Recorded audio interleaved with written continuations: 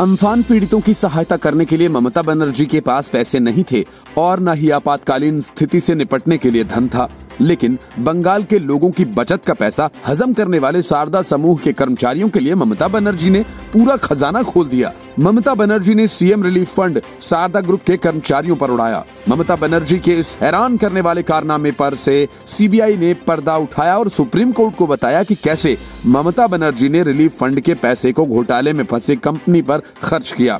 CBI ने सर्वोच्च न्यायालय को कहा कि सीएम रिलीफ फंड के पैसों का इस्तेमाल सरकार ने घोटाले में फंसी कंपनी के कर्मचारियों को सैलरी देने के लिए किया। सरकारी फंड से शारदा समूह से जुड़ी कंपनी तारा टीवी के कर्मचारियों को पूरे 23 महीने सैलरी दी गई। ये कंपनी पूरे घोटाले का खुलासा होने के बाद जांच के केंद्र में थी। सीबीआई ने कोर्ट को बताया कि साल 2013 से लेकर अप्रैल 2015 के बीच तारा टीवी के कार्यक्रम के लिए रिलीफ फंड से हर माह 27 लाख रुपए दिए गए।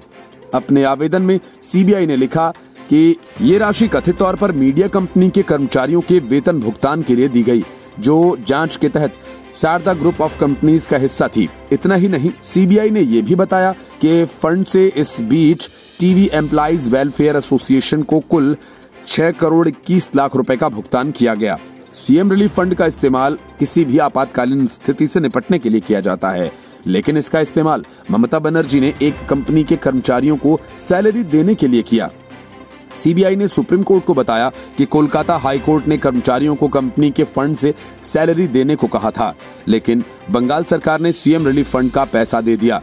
उन्होंने कहा कि इस मामले में आगे जांच के लिए राज्य के मुख्य सचिव से जानकारी मांगी गई थी, लेकिन ममता बनर्जी के इशारे पर राज्य सरकार ने आधे अधूरे दस्तावेज ही मुहैया कराए थे। कोर्ट में मामले की सुनवाई के दौरान सीबीआई ने पूर्व पुलिस कमिश्नर राजीव कुमार की गिरफ्तारी की फिर मांग की, जिन्हें पिछले साल अक्टूबर में ही जमानत मिली थी।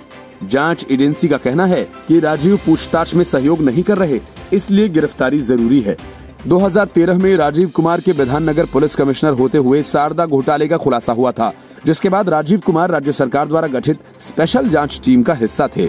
2014 में जब इस मामले की जांच सीबीआई को सौंपी गई, तब कई अन्य बातें सामने आईं और इसमें जांच एजेंसी ने पूरे मामले में राजीव कुमार की भूमिका पाई।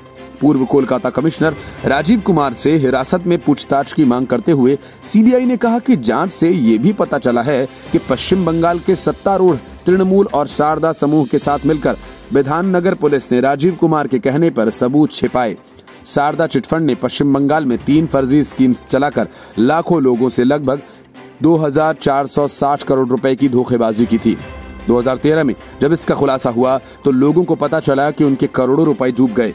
ईडी की जांच रिपोर्ट बताती है कि अब भी 80% जमाकर्ताओं का भुगतान किया जाना बाकी है। सीबीआई के इस खुलासे के बाद ममता बनर्जी पूरी तरह से बेनकाब हो गयीं। राजीव कुमार के साथ अब ममता बनर्जी पर सीबीआई का शिकंजा कस सकता है। बंगाल में अगले कुछ महीने में विधानसभा चुनाव होने हैं और ममता बनर्जी के शारदा घोटाले में फंसने के बाद बंगाल में सियासी तूफान आने की उम्मीद है। Bureau report, news of India.